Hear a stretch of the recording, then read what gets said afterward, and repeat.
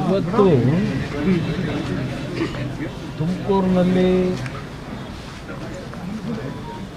ರಾಜ್ಯ ಸರ್ಕಾರ 3 ವರ್ಷದ ಅವಧಿಯನ್ನು ಸಂಪೂರ್ಣಗೊಳಿಸಿದಂಥ ಹಿನ್ನೆಲೆಯಲ್ಲಿ ಸಾಧನಾ ಸಮರ್ಪಣೆ ಅಂತಲೋ ಏನೋ ಒಂದು ಸಮಾವೇಶ ಅಲ್ಲ, ಸಮರ್ಪಣಾ ಸಮಾವೇಶ ಮಾಡ್ತಾ ಇದ್ದಾರೆ. ಕಳೆದ ವರ್ಷವೂ ಸಹ ಇದೇ ರೀತಿ ಒಂದು ಸಭೆ ಮಾಡೋದಂಥದ್ದು ನನಗೆ ನೆನಪಿನಲ್ಲಿದೆ. ಒಂದು ಸರ್ಕಾರಕ್ಕಿಳಿದಕ್ಕೆಂದರೆ ಅವರು ಇವತ್ತು ರೆವಿನ್ಯೂ ಇಲಾಖೆಗೆ ಸಂಬಂಧಪಟ್ಟಂಥ ವಿಷಯದಲ್ಲೇ ಹೆಚ್ಚಿನ ಒಂದು ಪ್ರಚಾರ ಮಾಡಿದ್ದಾರೆ. ಮೊದಲನೇ ಪುಟದಲ್ಲಿ ಬಣ್ಣದ ಚಿತ್ರಗಳನ್ನು ಹಾಕೊಂಡು 1,52,54,000 ಹಕ್ಕುಪತ್ರ ವಿತರಣೆ ಅಂತ. ಕಳೆದ ವರ್ಷವೂ ನನಗಿರ್ತಕ್ಕಂಥ ಒಂದು ನೆನಪು, ಹಕ್ಕುಪತ್ರಗಳ ಬಗ್ಗೆನೇ ಚರ್ಚೆ ಮಾಡಿದರು ಕಳೆದ ವರ್ಷವೂ ಸಹ. ಅದರ ಜೊತೆಗೆ ಮತ್ತೆ ಕೆಲವು ಪೋಡಿ ಮಾಡ್ತಕ್ಕಂಥದ್ದು, ಇದೆಲ್ಲವನ್ನು ಪ್ರತಿನಿತ್ಯ ಪ್ರಚಾರ ಮಾಡೋದು ನೋಡ್ತಾ ಇದ್ದೀನಿ ನಾನು. ಆದರೆ ನಾವು ನಮ್ಮಗಳ ಹತ್ರ ಬರ್ತಕ್ಕಂಥ ರೈತರ ಸಮಸ್ಯೆಗಳು ಮತ್ತು ಯಾವುದಾದ್ರೂ ಜಿಲ್ಲಾ ಕೇಂದ್ರಗಳಿಗೆ ಹೋದಾಗ ಅಲ್ಲೂ ಕೊಡ್ತಕ್ಕಂಥ ಅರ್ಜಿಗಳು ರೆವಿನ್ಯೂ ಇಲಾಖೆಗೆ ಸಂಬಂಧಪಟ್ಟಂಥದ್ದೇ ಈಗಲೂ ಸಹ ಆ ಪ್ರತಿಯೊಂದು ಜನಪ್ರತಿನಿಧಿಗಳ ಹತ್ರ, ಅಧಿಕಾರಿಗಳ ಹತ್ರ ಅಲಿತಕ್ಕಂಥದ್ದು ನೋಡ್ತೀವಿ.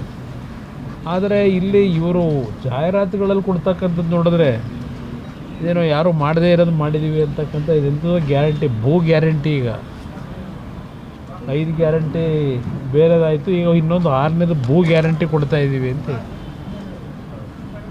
ಇವತ್ತು ಒಬ್ಬರು ಸಚಿವರು ನಿನ್ನೆ ಅದೇತೋ ಸಂವಾದ ಕಾರ್ಯಕ್ರಮ ಮಾಡಿ ಅಲ್ಲಿ ಹೇಳಿದ್ದಾರೆ, ರೈತರ ಆತ್ಮಹತ್ಯೆ ಸಂಖ್ಯೆ ಕರ್ನಾಟಕದಲ್ಲಿ ಕಡಿಮೆ ಆಗಿದೆ ಅಂತ.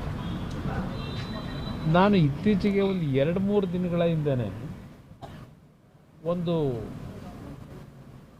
ಸರ್ವೆ ಬಂದಿರತಕ್ಕಂಥದ್ದು, NCR ಆರ್ಮಿ ಅಂತಕ್ಕಂಥ ಒಂದು ಸಂಸ್ಥೆಯಿಂದ ಒಂದು ಸರ್ವೆ ಏನಾಗಿದೆ, 2023 ಆ ಒಂದು ವರ್ಷದಲ್ಲಿ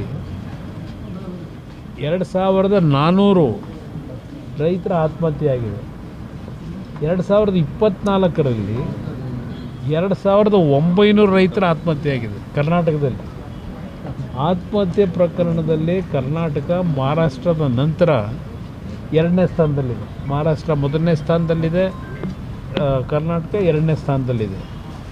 ಈ ಒಂದು ಆತ್ಮಹತ್ಯೆ ಪ್ರಕರಣಗಳನ್ನು ಎಷ್ಟು ಜಾಣತನದಲ್ಲಿ ಮುಚ್ಚಿಟ್ಟಿದ್ದಾರೆ ಇಲ್ಲಿಯವರೆಗೆ. ಯಾರಾದರೂ ಇವತ್ತು ಈ ಆತ್ಮಹತ್ಯೆ ಪ್ರಕರಣಗಳು ನಮ್ಮ ರಾಜ್ಯದಲ್ಲಿ ಎಷ್ಟರ ಮಟ್ಟಿಗೆ ಇವತ್ತು ಸಂಪೂರ್ಣ ನಿಂತಿದೆ ಅಂತಕ್ಕಂಥದ್ದನ್ನು ಇವತ್ತು ನೆನ್ನೆ ದಿನ ಒಬ್ಬ ಮಂತ್ರಿ ಹೇಳಿದ್ದಾರೆ, ಕಡಿಮೆ ಆಗ್ಬಿಟ್ಟಿದೆ ಅಂತ. ಈಗ ಅವ್ರ ನಾಯಕತ್ವದಲ್ಲಿ ಇಲ್ಲಿ ಅಂಕಿಅಂಶಗಳು ಬಂದಿದೆ. ಸುಮಾರು 2023-24 2 ವರ್ಷದಲ್ಲಿ 5,000ಕ್ಕೂ ಹೆಚ್ಚಿನ ರೈತರ ಆತ್ಮಹತ್ಯೆ ಕರ್ನಾಟಕ ರಾಜ್ಯದಲ್ಲಿ ಆಗಿದೆ. ಇದು ಸಾಧನೆ. ಈ ರಾಜ್ಯದಲ್ಲಿ ಇವತ್ತು ಈ ಒಂದು ರೈತರ ಆತ್ಮಹತ್ಯೆಗಳಾಗಿರ್ತಕ್ಕಂಥ ದಾಖಲೆಗಳನ್ನು ಸಮರ್ಪಣೆ ಮಾಡಲಿಕ್ಕೆ ತುಮಕೂರಿಗೆ ಹೋಗಿದ್ದಾರೆ.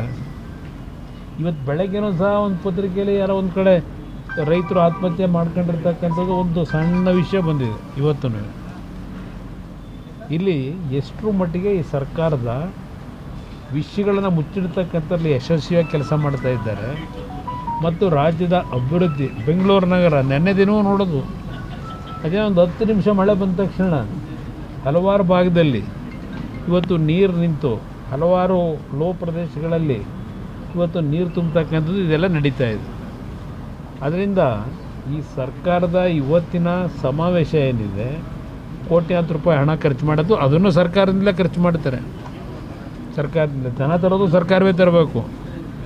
ಎಲ್ಲ ಸರ್ಕಾರದ ವಿವಿಧ ಇಲಾಖೆ ಅಧಿಕಾರಿಗಳಿಗೆ ಕರ್ಕೊಂಬರಬೇಕು ಅಂತ ಅವ್ರಿಗೆ ಡೈರೆಕ್ಷನ್ ಕೊಟ್ಟು 6 ಜನ ಹೊಡಿದ್ದಾರೆ. ಇದು ನಡೀತಾ ಇರ್ತಕ್ಕಂಥದ್ದು. ಯಾಕೆಂದರೆ ಇವರು ಕಾರ್ಯಕ್ರಮ ಮಾಡೋಕ್ಕವ್ರು ಬರಬೇಕಲ್ಲ ಜನ.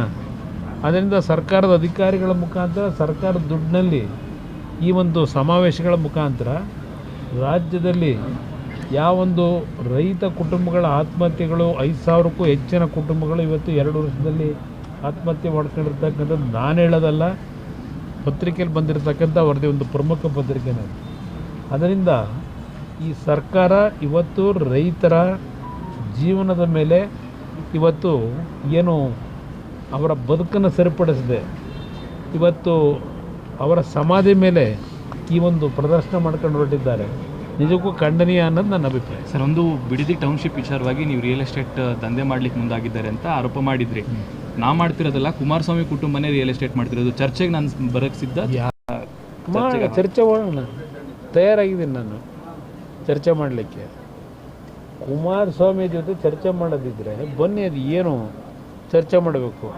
ನಿನ್ನೆ ರೈತರು ಬಂದು 20 ಜನ ಭೇಟಿ ಮಾಡಿದ್ರಲ್ಲ, ನಿಮ್ಮ ನ್ಯಾಷನಲ್ ಕಾಲೇಜು. ಆ ಕಾಲೇಜ್ ಹಣೆ ಬರವೋ ಗೊತ್ತು. ಅದು ಎಷ್ಟು ಜನಕ್ಕೆ ಟೋಪಿ ಹಾಕಿ ಇದನ್ನು ಸೃಷ್ಟಿ ಮಾಡಿ ದಾಖಲೆಗಳನ್ನ ಆ ಕಾಲೇಜ್ ಕಟ್ಟೋರ ಪಾಪ ನಿಲ್ತಿದೆ ಅಲ್ಲಿ. ನಾವೇನು ಆ ಕೆಲಸ ಮಾಡಿಲ್ಲ.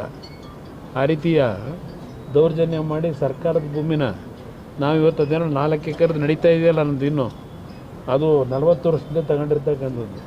ಆ ರೀತಿ ನಾವೆಂದೂ ಮಾಡಿಲ್ಲ.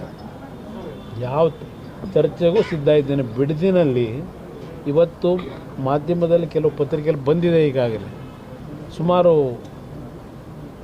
3,500 ಜನ ತಕರಾರು ಅರ್ಜಿ ಕೊಟ್ಟಿದ್ದಾರೆ ಅಂತಕ್ಕಂಥ ಬರೆದಿದ್ದಾರೆ.